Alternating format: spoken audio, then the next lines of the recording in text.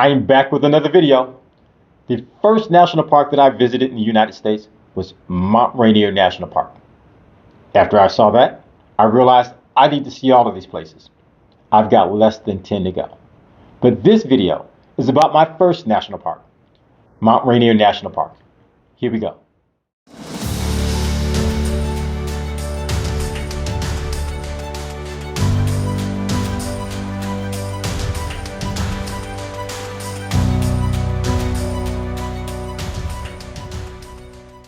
When flying over the Cascade Range, you're going to see a number of mountains.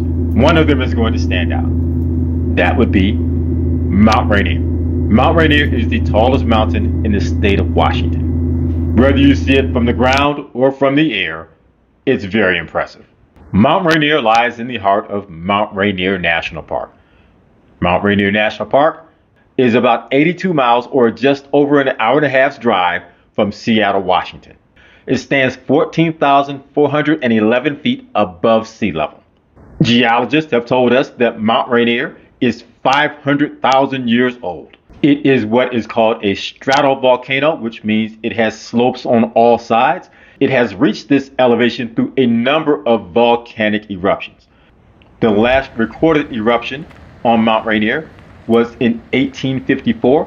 However, something that many people do not know is that Mount Rainier is still an active volcano and can erupt at any time. Just a tip for all the tech nerds in Seattle, you might want to keep a bag packed. Archaeologists tell us that people have inhabited the Mount Rainier area for 9,000 years. The tribes that are indigenous to this area are the Nisqually, the Puyallup, the Cowlitz, and the Yakima. The indigenous name for Mount Rainier is Tahoma. So there's a bit of a story behind this and how Mount Rainier was named. In 1792, a British naval officer named George Vancouver was surveying the area, and he saw the mountain and decided to name it after his friend, Rear Admiral Peter Rainier. Now, Peter Rainier has never seen the mountain. It just wears his name. I know this is going to be a bit controversial for some people. However, it would just seem, one, that you may want to have been to the place that bears your name, but two, these were British naval officers. And if my memory serves, the British came here, started some trouble, took an L. So it would seem to me that you go to a land, you get beat down, you don't get to put your name on stuff. But that's just me. Mount Rainier achieved national park status in March of 1899. Given its proximity to the major population centers of Portland, Oregon, and Seattle, Washington, Mount Rainier is one of the more visited national parks in the U.S. National Park System. You will be required to purchase a timed entry permit to enter Mount Rainier National Park. Traffic can be backed up for miles to get into the park. So just let me give you this tip. If you're going to the park, make your entry permit reservation as early in the day as you can. You will have to purchase your timed entry permit before you reach the park gate on the National Park Service website, recreation.gov. Here's a tip. If you plan to visit more than one national park per year, for $80, purchase an America the Beautiful Pass. It will allow you into any national park. And if you're a lover of the national parks, an annual pass can save you a lot of money. The majority of visitors will enter the park through the Nisqually entrance. When you do, you're going to drive through forest, you're going to start to climb. If it is a clear day, you will get your first views of the mountain as you cross the Nisqually River. There's a parking lot there where you can hike out. Just know that when you do, there's a log bridge over the river. Some people will do this, some people will not, but the view is awesome. But keep in mind, this is just the first view of the mountain. It continues to get better. You will see snow year-round on Mount Rainier. Mount Rainier is the snowiest place in the United States. It receives about 54 feet. Yes, I said 54 feet of snow every year. Much of the park remains closed through the spring, so heavy equipment can clear snow from the roads. There are 25 major glaciers on Mount Rainier. The glacier that you see here is the Nisqually Glacier. Even with all the snow that the mountain receives, all 25 of the glaciers on the mountain are receding. Mount Rainier is considered a technical climb. 10,000 people a year receive permits to climb Mount Rainier. Only about 5,000 of those people make it. Many want to be mountaineers, come here to train for more challenging mountains. In other words, you've got to do more than just put on your hiking boots and walk up the mountain. You will need ropes, perhaps ladders, crampons, an ice axe, and mountaineering skills. There are 3 life zones on Mount Rainier.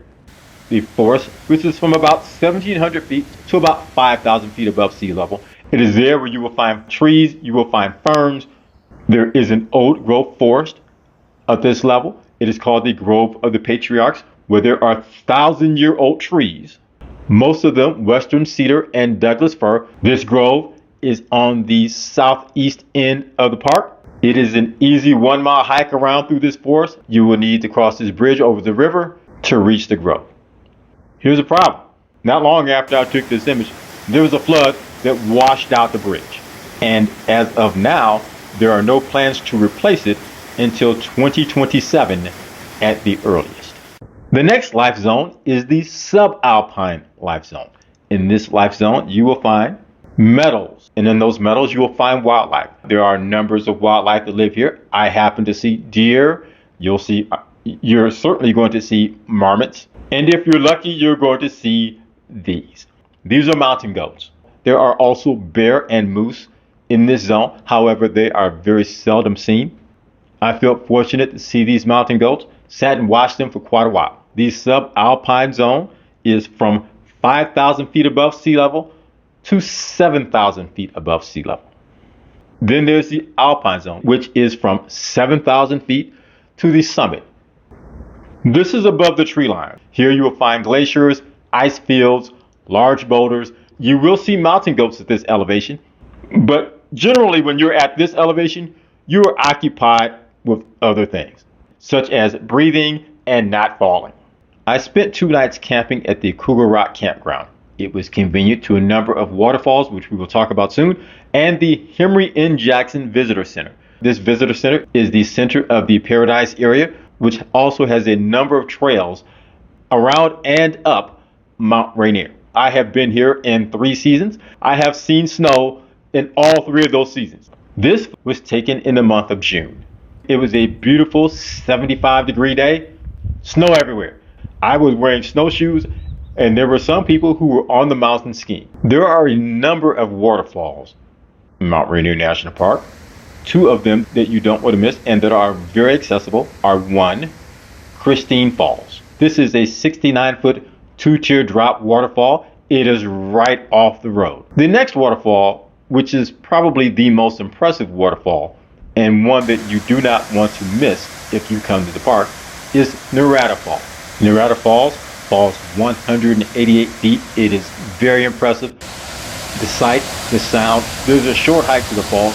Just remember, it is going to be wet. It is going to be muddy. As you see, there is still snow on the trail. The good news is the trail is not very long. There's a parking lot up above. It is just a short hike to view the falls. Don't miss it. Thank you for watching. I really enjoy bringing this content to you, and I would very much appreciate it if you would click that like and subscribe button. There are a few takeaways from Mount Rainier National Park. 1, make a reservation and make it as early as possible. And remember, those reservations hold a 2-hour window. 2, be prepared to be around other people. You will not be alone. This place is packed. 3, no matter how many people are here, it is well worth the trip. And with that, I'm going to be on to my next location. But before I go, I will leave you with these.